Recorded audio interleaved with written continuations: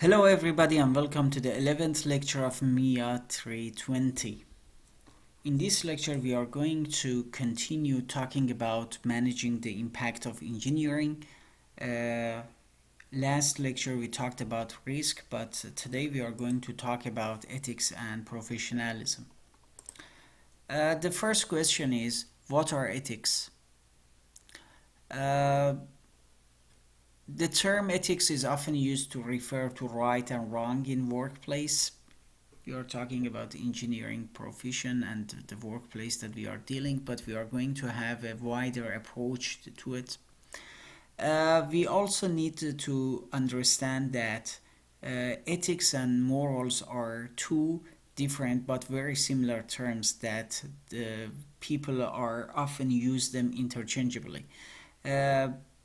The definition of ethics in itself also differs. A different type of ethics, or what kind of ethics we are talking about. What definition of ethics we are using in this course is based on normative ethics, which is the investigation into how groups or people ought to act, and development of standards of right or wrong. Beside ethics, actually we are dealing with three terms that are very important: ethics, morals, and law. So a crucial point is that there are somehow related to each other, but they are different. For example, because something is legal doesn't make it ethical. Some aspect that concerns morality does not concern ethics, like some religious preferences. Some other things that are legal are not like moral. So some things that may be legal and ethical but may be immoral. For example, should you try to save someone from a car crash site even though you are not legally required to do so? So those are basic or very fundamental questions of every society, and we are not going to just talk about it and teach philosophy basically here about the ethics, morals, and law, but we are going to provide some kind of basic for you to understand this concept from the engineering perspective and framework. As you can see here, as I mentioned, it's like a schematic between these three terms that sometimes they are they cover a part of each other. So there are some laws that passed in order to make something which was important for morality into law or ethics, but of course since, as you see, they cover some part of each other, but there are some parts that are not covered. For example, you see that there are lots of things that are considered moral, but they are not binding by using law. So you don't have to do it because it's not basically is you are not required to do it, or you are not forced to do it due to law. But how about morality? How about ethics? So those are important questions. For example, here, just like a simple example that is perceived moral acceptability of gay or lesbian relationship by age, but it's from Gallup and comes from US. This Gallup is one of the most trusted companies that they do lots of surveys or very famous company. You can you can check their work on other fields as well, but here we are talking about it's just like example. You see that there are the numbers are basically based on the three different age group: 18 to 34, 35 to 54, 55 and older. And you see that it's like by time is increasing. Okay, but of course some of the people that consider in 2013 55, they were in the category of 35 to 54 in 2001 or 2002 as well. So it shows that the concept of what is wrong from the perspective of like a society is changing as well by time or lots of other consideration in the society. But how about us as engineers? Do we need ethics? Because you might say that my work is focused on numbers. I'm writing code. I'm calculating. I don't know, some kind of like a strength of material for uh, some product. Why I need to know about ethics? Uh, Another question that you might ask or might come to the mind is that can or should we try to lay down rules for engineering behavior? Who is responsible if it's yes? For example, can you say that like somebody comes from government without having any knowledge about engineering and try to lay down some rules or regulations for engineering behavior, or it should be from inside the engineering body? Uh, or can we make value-free judgments, or for example your own value system doesn't play a part in the decision you make? Those are questions that uh, we most probably are not very easy to answer, but we are going to talk about them during this lecture and see if we can find some kind of responses for them. The fact is, we cannot ignore the consequences of our technology, or it doesn't mean that us as like particular like engineers as a whole in the world, because when you are as a as an engineer, you create a technology, you can't ignore the consequences of it. You can't claim that claim to have a personal morals but not require ethics. You cannot completely detach yourself from the for example the actions that you take at work or the product that you produce, because we know that the modern technology they are increasingly shape and influence everything we do, and it brings responsibility on those who develop it. It cannot be argued that technology itself is ethically neutral, or that it is only the uses to which it is put that raise ethical issues.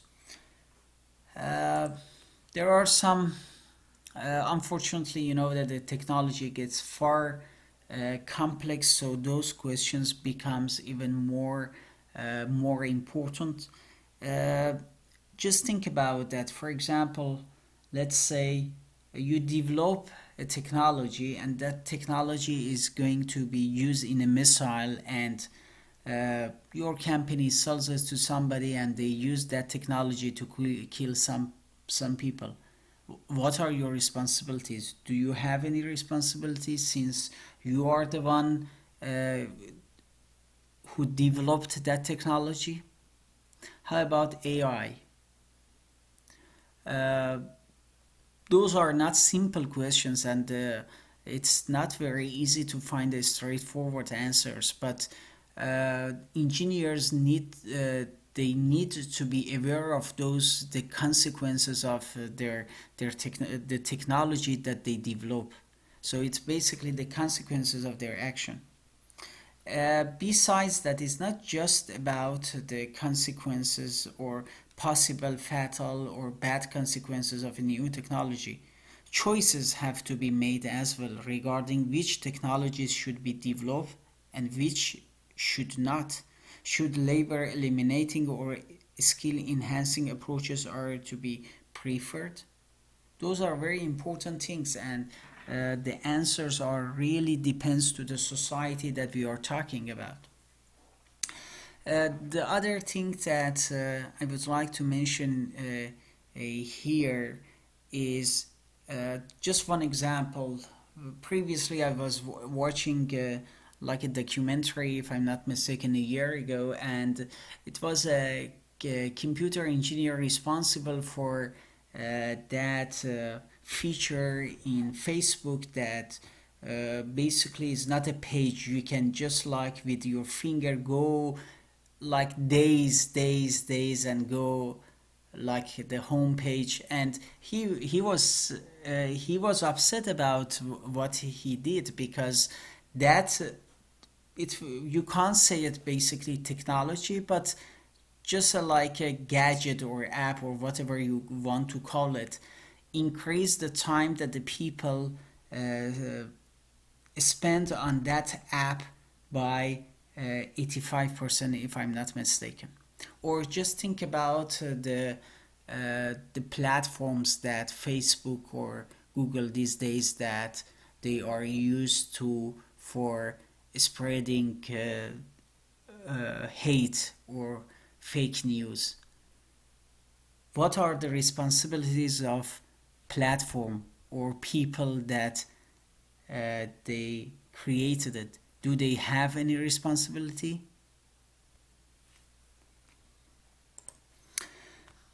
Uh, what are our ethical responsibilities as engineers towards the society? Uh, Engineers are in a unique position to give leadership in establishing the priorities and require check and balances or society might achieve to prosper. Within the work situation, there are important issues related to the way that technology is applied in job design. So, uh, you see that here, for example, harm we say that must be mitigated, or the rule of engineers is and always was to middle, however, or middling must be beneficial and not harmful. Engineers should practice their trade in a socially responsible and moral manner. But for example, when here is very uh, uh, the same thing. Like, let's say when we are saying that engineers should practice their trade in a socially responsible and moral manner, what does it mean, socially responsible, moral manner? So those are not very like straightforward answers, because some engineer might say that okay, if my actions are not legal, so I'm fine. But how about the responsibility that we have towards the society? For example, we know here that uh, the society that we are living in, let's say South Africa, is dealing with energy shortage, mismanagement, or like a bad planning, whatever you want to call it, or the reason we don't want to talk it, but that's the reality that the society is dealing with it. Can I say as an engineer that no, it's not something that I'm really interested in? How about my social responsibility to help the society and the people that they are living there? How about the water shortage? When there is a water shortage, so maybe I said, no, I'm not really interested to develop a desalination unit from like a solar panel, it's fine. Uh, but how about my responsibility towards the society that I'm living?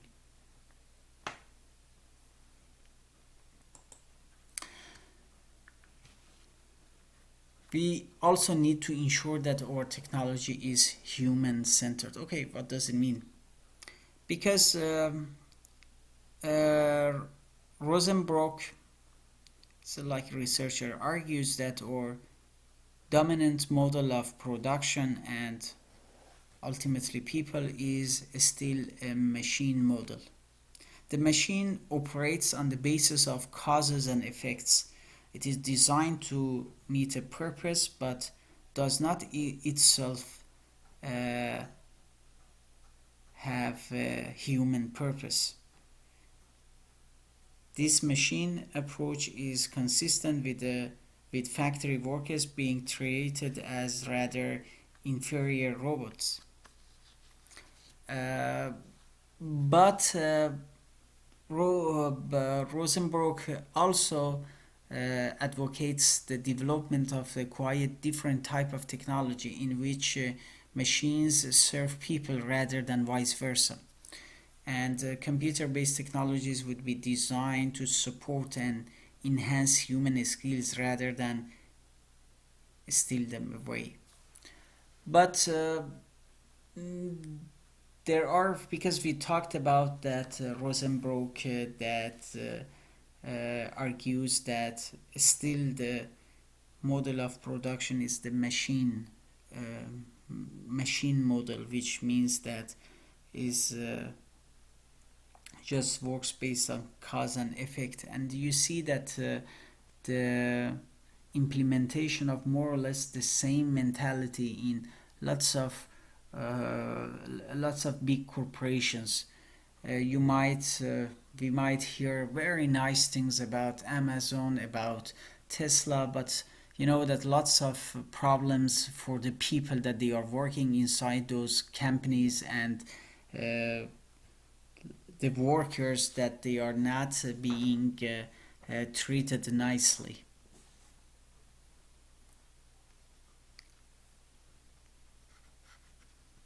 Okay. The other thing that we need to mention, it's like here you can see that how should ethical judgment be made. Like there are three different person. Let's say we have person A, person B, person C. Each person most likely has their own personal hierarchy of authority that use to make morals or ethical decisions. For example, for somebody the golden rule is the driving force, is the most important one. What is the golden rule? Treat people the way that you want to be treated. For another person, the most important thing comes from religion. So the decision, ethics, or morality of that person comes from religion. For another person, no, his or her ethics,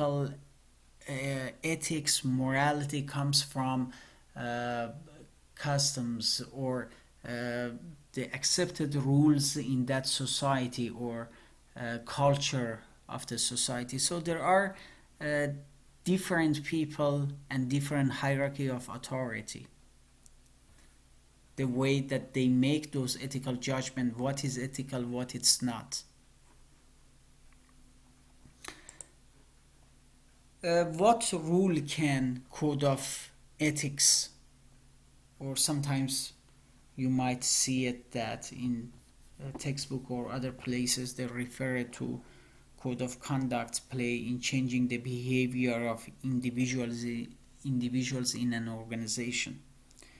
Codes of ethics can provide guidance and help to make people aware of the ethical content of their work. For example, here, now we are talking. Maybe you were not aware about the ethical aspect of the job that you are doing as engineer. So it's the job is to remind you, to provide the guidance, to help make people aware of the ethical content of their work. For example, in providing routine by important services to the public. Codes can also uh, raise conscious of people in an organization. Martin and Schnitzer argue that codes of ethics can help stimulate ethical behavior and give helpful guidance and advice on moral obligations. The code of ethics of the professions are intended to ensure that the control their exercise is in the interest of the community. Uh, there are um, for example, what does it mean here when we are saying that emphasize responsibility to community? Uh, you know that we are having this course MIA 320 as a part of like an obligation that University of Pretoria has to make sure that you can register as a candidate engineer, if I'm not mistaken, after your graduation. So basically, Engineer Council of South Africa comes and says that, you know what, we want you to teach the future engineers of this country these concepts, make them understand that there is importance in thinking about the society and community that they are living, because the engineering solution that they are designing at the end of the day will benefit the society that they are living in, or what code of conducts or ethics they need to follow when they register as an engineer, that we are going to talk about it later, but just like keep it in mind. So basically, it's not just about only thinking about how, but also why. I mentioned about the Engineering Council of South Africa, and I talked about the code of ethics or code of conduct. What you can do is you can go to their website.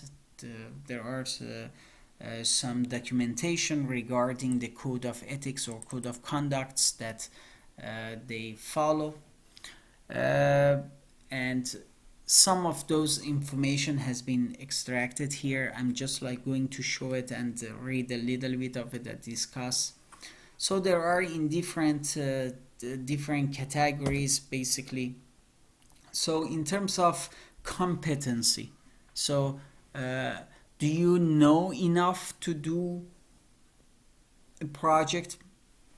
For example, let's say you are a registered engineer, like a registered engineer of registered mechanical engineer, PR Eng, professional engineer. There are some, in terms of like competency, they have some obligations when you register as a professional engineer. So you need to follow what the code of ethics or conducts of EXA, because you are part of that organization basically, or representing it. So for registered person 3.1a, saying that must discharge their duties to their employers, clients, associates, and the public effectively with the skill, efficiency, professionalism, knowledge, competence, due care, and diligence. So you can't just like, let's say, yeah, you know what, I'm a professional engineer, it's okay, but I really it's not up to EXA to force me how I'm going to do my job. No, actually they can't, because you registered and they want you to follow your work or do your work based on a very high standard in terms of competency, knowledge, efficiency.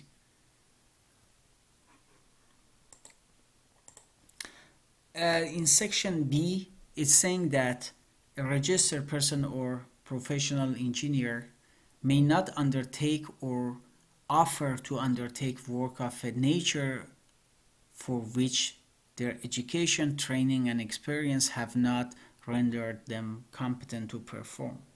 For example, is let's say I'm a mechanical engineer. I never studied anything about fire or about the chemical reaction, and after that somebody comes to me and said that you know what, can you design something for me, because we want to just design a furnace, and after that we want to put that furnace I don't know, in like a small factory. uh, should I take that job? Because they came to me and they offered me. At the end of the day, I can say that no, I didn't go and follow those person. They came to me, so they had to check if I'm competent enough or not, or if I'm experienced enough or not. But now, actually, it's your responsibility as well. If somebody comes to you and said that, yeah, I know that you are a mechanical engineer, but like design this house for me, or like I don't know, design that furnace, or like calculate those chemical reactions. Some mechanical engineers understand that, but I mean, if somebody doesn't know it, or doesn't have any experience about it, they should not take that offer. Why? Because they know themselves that they are not competent enough, and they don't have enough experience to do the job that the client is asking.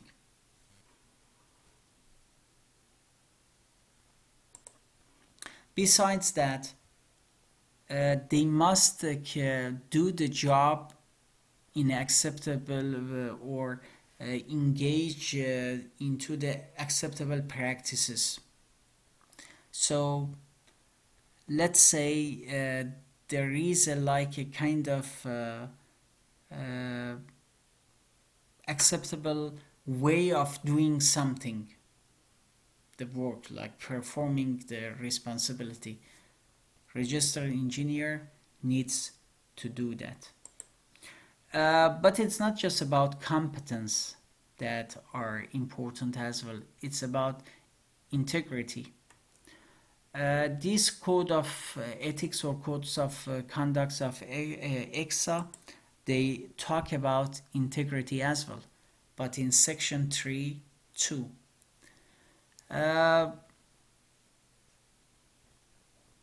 Section 3.2, I don't know, subsection A, the code of conducts of EXA says that the registered person or registered engineer must discharge their duties to their employers, client, associated, and the public with integrity and honesty. They also must not undertake work under condition or terms that would compromise their ability to carry out their responsibility accordance to the acceptable professional standards. What does it mean? So you should not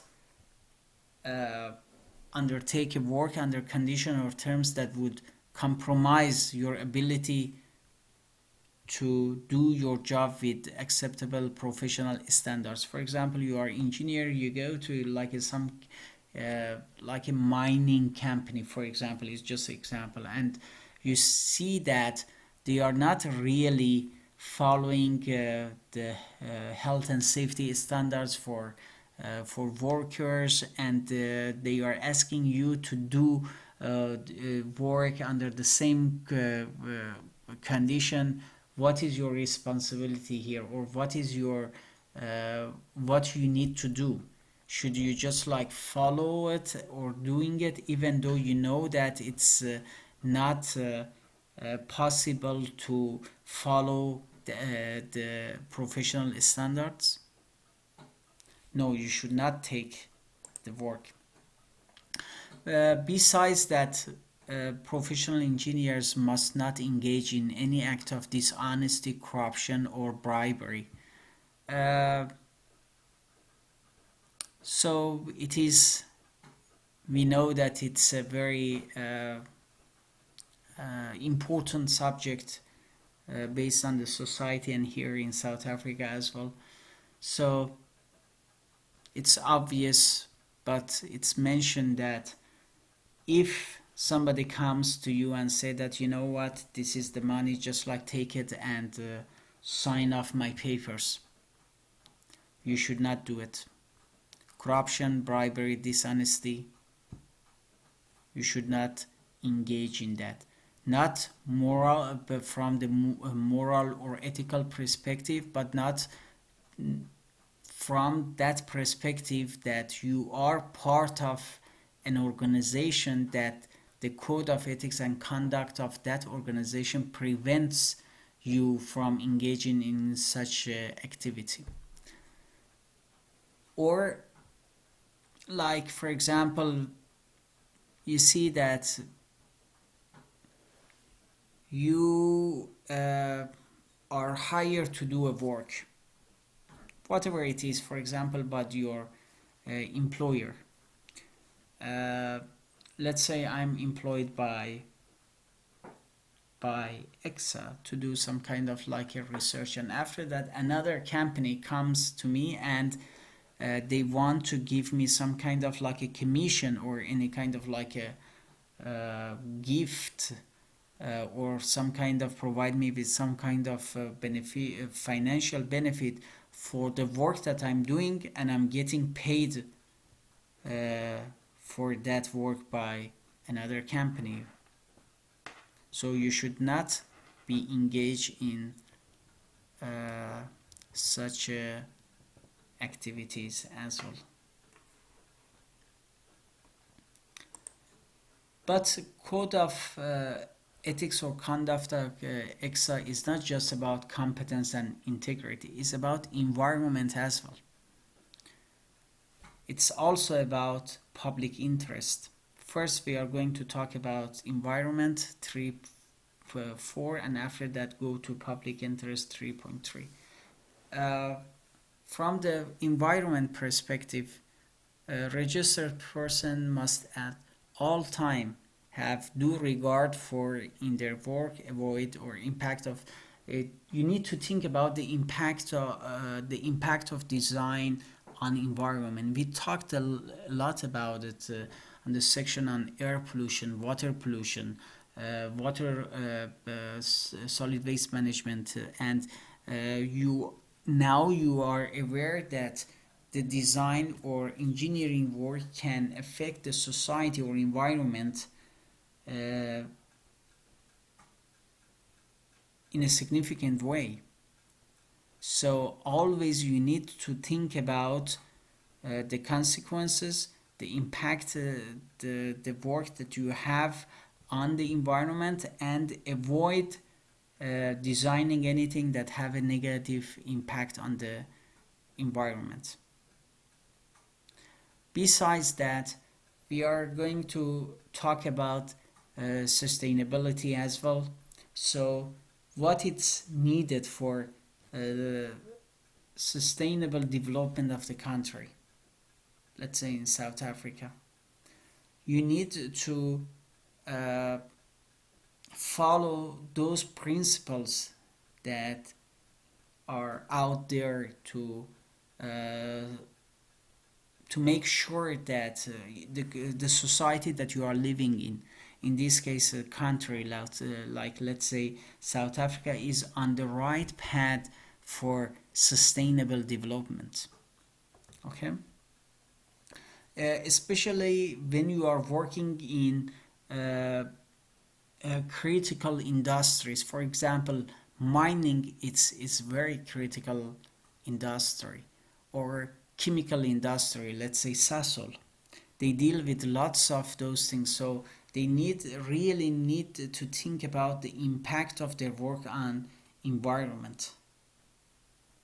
It doesn't mean that the other engineers they don't know, they do, but the impact is like the individual impact is smaller. For example, if you are a civil engineer and you are designing a house, for example, like small houses, of course you have a very significant impact on the environment, because the way that you are designing the house, like in terms of like energy efficiency, all those stories can impact the society as a whole. But one company, let's say Sasol or Escom, or like a mining big mining companies, their impact of their negative impact on environment can be significantly high if the people that they are working on those companies they don't think that they are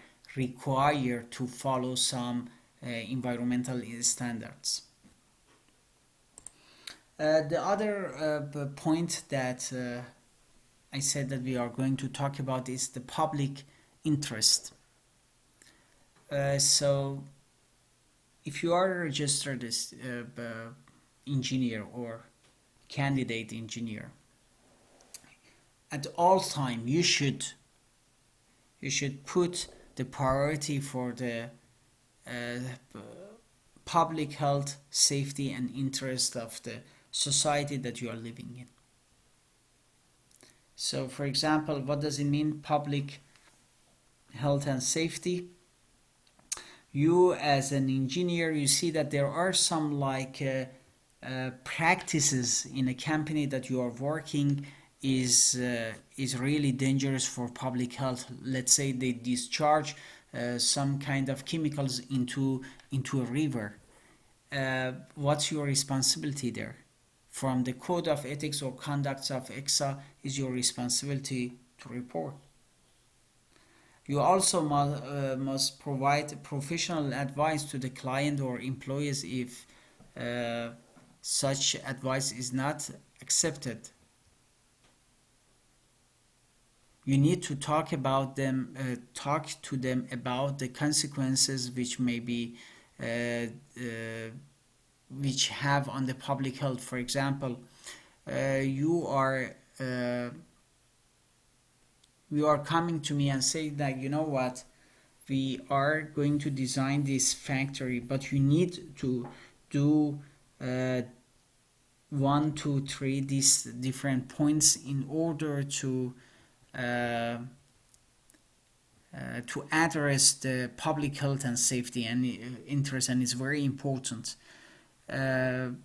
You also need to make sure that I, as a client, I understand it and I know the consequences of not doing your advices will have on the public health and safety. And if I say that no, I'm not going to do that, it's your responsibility to inform the Council or Engineering Council of South Africa as well. Besides that, it's about the medical condition of a registered person. If you came across a colleague that is unfit from the medical perspective to do their job, you need to report it. Why? Because that might have very severe consequences. If I want to give you an example, let's say very simple question, not in a engineering like a job, let's say from like a pilot. I know that one of my colleagues, for example, pilot is like having a problem, like a heart attack. So is it okay if I don't say anything and he continues or she continues flying people? You see, it's not morally, ethically acceptable, but here, based on the code of conduct, it will be binded to the Code of Conduct and Ethics of Engineering Council of South Africa. Besides that, it's not just about competency, it's not about environment, it's not about public interest, it's not about integrity, it's also about to keep the dignity of profession. So, Engineering Council of South Africa, you are an engineer, you are registered with that council, so you need to conduct, to uphold the name or like dignity or standing or reputation of engineering job or engineers, your fellow engineers, fellow colleagues. So you should not provide work or services of quality and scope to a level which is are not acceptable by standards or practices of profession. Why? Because if you do that, you are going to damage the reputation of engineering profession. And from administrative perspective, which in Code of Conduct or Code of Ethics of EXA is on section 4, subsection A. You as a registered or professional engineer may not, without satisfactory reasons, destroy or dispute or knowingly allow any other person to destroy or dispose of any information within a period of 10 years after completion of a work concerned. May not place contracts or orders or be the medium of payment on their employers or clients' behalf without the written authority of employers or clients. Okay, so you need to be careful about the administrative perspective as well. Ethics and the rule of experts. So for example, here we want to talk about this, like ethics and the rule of experts. Engineers will often take the role of expert, especially as they progress in their career. Experts are meant to be impartial with no vested interest. Is that a realistic concept of their role? So should we see each expert as an advocate for a particular position? What if two experts disagree?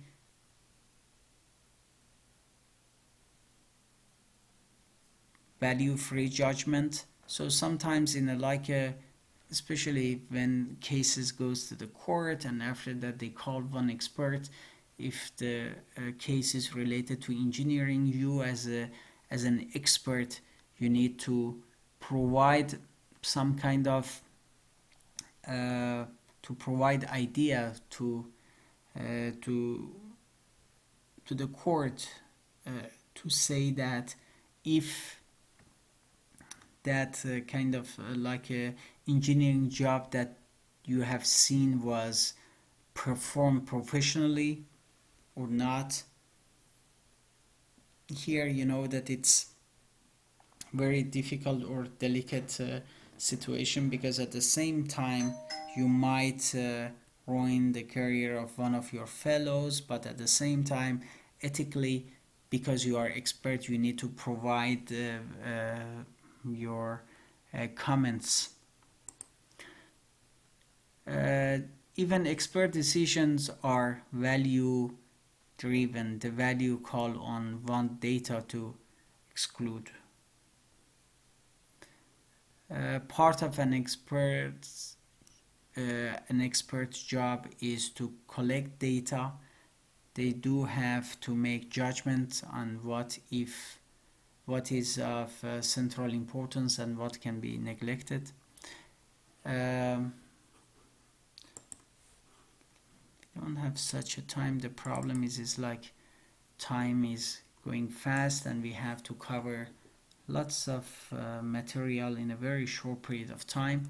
understanding the contents of differing expert advice. Uh, so I think it's because now it's 44 minutes we have to finish our lecture here, but I'm going just to put the rest of the slide as a self-study. Please go through them and study them.